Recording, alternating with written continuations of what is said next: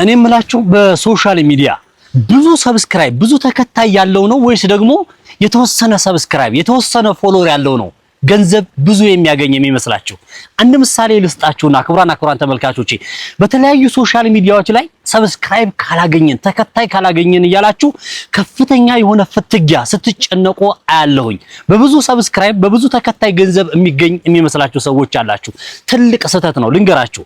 በዩቲዩብም ይሆን ይችላል፣ በቲክቶክም በፌስቡክም ሁሉንም የተወሰነ ሃይላይት ልንገራችሁ። በጣም ብዙዎቻችሁ ለምትጨነቁ ገንዘብ እየሰጣችሁ ሰብስክራይብ ለምትገዙ ሰዎች ወይም ደግሞ የሆነ በቃ አይደለም ለሰዓቱ ከመጨነቅ ይልቅ ለኮንተንቱ ለምታቀርቡት ሐሳብ ከመጨነቅ ይልቅ ለሰብስክራይብ እና ለተከታይ ለምትጨነቁ ሰዎች ዛሬ ይህ ቪዲዮ ለእናንተ ነው እንበልና ለምሳሌ ራሴን እንደ 16 ዓመት ቆይታዬ በሶሻል ሚዲያ ላይ የተማርኩትንና የራሴን ተሞክሮ ወይም ደግሞ የሌሎችን በጣም ትልልቅ በሚሊዮን ተከታይ ያላቸውንም ሰዎች ጭምር ዛሬ እንደ ምሳሌ እያጣቀስኩኝ ልንገራችሁ።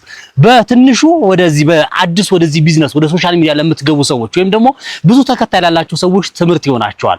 ምን መሰላችሁ? በጣም ብዙ ጊዜ ተከታይ ወይም ደግሞ ሰብስክራይብ በሆነ አጋጣሚ ቡም ብሎ ሊመጣ ይችላል። ከዛስ ኮንተንት ልታጡ ትችላላችሁ። አሁን ቲክቶክ ላይ በጣም ፌመስ የሆኑ ቲክታከሮች በጣም ፌመስ የሆኑ ዝነኛ የሆኑ ሰዎች በአንድ ጊዜ ከቲክቶክ ላይ ይመጡና በተለይ ደግሞ ዩቲዩብን ነው በብዛት በደንብ አድርጌ አድምቼ ልነግራችሁ የምፈልገው። ዩቲዩብ ላይ ወዲያውኑ በጣም ብዙ እዛ 2 ሚሊዮን ተከታይ ካላቸው በትንሹ 200 ተከታይ ይመጣና ዩቲዩብ ላይ ሰብስክራይብ ያደርጋቸዋል። የተወሰነ ልክ እንደ ቲክቶኩ የሆነ አይዲያ ይዘው ይመጡና ወይ በሙዚቃ ሊሆን ይችላል የሚታወቁት፣ ወይ በሆነ ነገር ሊሆን ይችላል የሚታወቁት፣ ብቻ በመሳደብም ሊሆን ይችላል። ይመጡና ዩቲዩብ ላይ የተወሰነ ሰብስክራይብ ይዘው ይመጣሉ። ከዛ በኋላ ቲክቶክ ላይ ከመጡ በኋላ አይዲያ ይጠፋል፣ የሚሰሩት ያጣሉ። ዩቲዩብ ደግሞ ሁል ጊዜ ማለት ነው በጣም ጭንቅላት ይፈልጋል፣ ሁል ጊዜ መስራት ይፈልጋል፣ ጊዜ መስጠት ይፈልጋል። ቲክታከሮች ምንድናቸው? እንደዚህ አይነት ነገር አይደሉም። ቲክታከሮችን እየሰደብኩ ወይ ደግሞ ዝቅ እያደረኩኝ አይደለም። የፈለገው 2 ሚሊዮን ተከታይ ቢኖራችሁ ዩቲዩብ ላይ 2 ሚሊዮን ተከታይ ቲክቶክ ላይ ቢኖራችሁ በተከታያችሁ በሰብስክራይበራችሁ ልክ ማለት ነው ገንዘብ አይከፈላችሁም፣ ብታምኑም ባታምኑም ማለት ነው። ይልቁንስ ቀላሉ ነገር እናንተ የተሻለ ገንዘብ የምታገኙበት ኮንተንታችሁ ላይ መስራት መቻል አለባችሁ። እኔ ለምሳሌ 200,000 ተከታይ ባለው ዩቲዩብ ስለ ቢዝነስ እሰራለሁኝ። እኔ ስለ ቢዝነስ እሰራ የምሰራው ቪዲዮ ማለት ነው 1000 2000 ምናምን ይታያል። 200,000 ነው ያለኝ አስቡት። አንዳንዴ ደግሞ 1000 ሰብስክራይብ ያለው ሰው የሆነ ቪዲዮ የሆነ ፊልም ሊሆን ይችላል ወይ የሆነ አነጋጋሪ ወይ የሰሞኑን የሆነ ወቅታዊ አጀንዳ ያነሳና ያንን ቪዲዮ ሲለቅ በሚሊዮን ይታያል። የትኛው ነው ገንዘብ ያገኘው? እኔ 200,000 ተከታይ ስላለኝ ነው ወይስ ደግሞ ያንኛው ነው? ስለዚህ ያንኛው በደንብ ገንዘብ ነው የሚያገኘው ማለት ነው። ስለዚህ በቲክቶክም ምናልባት እንዳለመታደር ሆኖ እኛ ሀገር ላይ በቪው አይከፍልም እንጂ ቲክቶክ ከፍተኛ ገንዘብ የምታገኙት በቪው ነው። ዩቲዩብም በቪው ነው ማለት ነው፣ በሰብስክራይብ አይደለም። ስለዚህ ብዙ ጊዜ የምትጨነቁ ሰዎች ሰብስክራይብ ኢትዮጵያ ውስጥ ማለት ነው 1000 ብቻ ነው የሚጠበቅባችሁ ዩቲዩብ ላይ ገንዘብ ለማግኘት ወይም ደግሞ ሞኔታይዝ ለመሆን። ስለዚህ 1000 ሰብስክራይብ በጣም ሲምፕል ነው። ተውት። ምን ላይ መጨነቅ አለባችሁ? ኮንተንታችሁ ላይ ምንድነው የምሰራው? እቀጥላለሁ ወይ? ምን አይነት አይዲያ ይዤ ልምጣ? በዩቲዩብ የትኛው ተወዳጅ ነው? ህብረተሰቡ ምንድነው የሚፈልገው? አልጎሪዝሙን ማወቅ መቻል አለባችሁ። አንዳንዱ ሰዎች በሙዚቃ የምትጨፍሩ ሰዎች አላችሁ፣ በሆነ መንገድ የምትመጡ ሰዎች አላችሁ፣ አነጋጋሪ በሆነ መንገድ ለመታወቅ የምትፈልጉ ሰዎች አላችሁ። እሱ አይደለም በሰው ጭንቅላት ውስጥ። በነገራችን ላይ ዩቲዩብ እና ቲክቶክን ለይተን እንወቅ። ቲክቶክ ችግር የለውም፣ የፈለጋችሁትን ኮንተንት ሰርታችሁ ምንም ችግር የለውም፣ ገንዘብም ስለማይከፈላችሁ።